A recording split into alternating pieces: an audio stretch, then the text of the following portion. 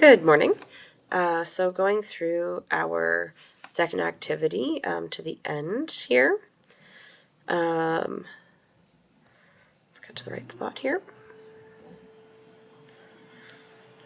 All right, on to our action. Again, this is on the population trail that we started before. But now we're looking at, in some of those really highly densely populated areas, what are some of the consequences to having such a dense population and what that could mean. So this is the transition model. So this is how a country can go from high birth rates to low birth rates, as well as high death rates to low birth rates.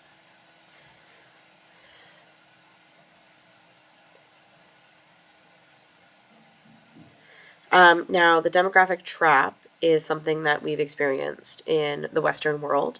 So if you think of kind of from World War II onwards, we have had, especially with the baby boom, we had a really high birth rate, but we also had a low death rate. We had the biggest advances in medical care. We have had, after that, relatively few incidents where we sent large populations away in a situation of war. We have had fairly good economic situations, so people aren't dying from things like malnutrition and poverty.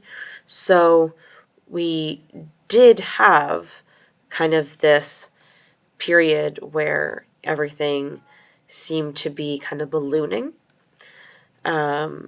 And if we think back to our first activity for this, the Malthusian way of thinking about populations is that will lead to a collapse, which we are starting to see now, and not necessarily because the carrying capacity is gone, but because that chunk of the population where there was no birth rates, no death rates, low death rates, high birth rates is starting to grow out, and there's not the population under it on the pyramid to compensate. We are very top heavy now, which really shifts the way that our society runs, our economy will run, and will be very interesting going forward. So we have some more statistics over here, kind of getting more into the numbers bit and kind of, not quite equations, but what situations lead to which type. Now we're looking at approaches to population. So if you have either a really dense population that continues to grow rapidly or a declining one that you need to continue to support, we now look at what should be done to control, or should there be anything done to control population? And, that can be a big ethical question, both for those who are a, pro environment, we should be having less children, versus those who believe that, everyone should have lots of children.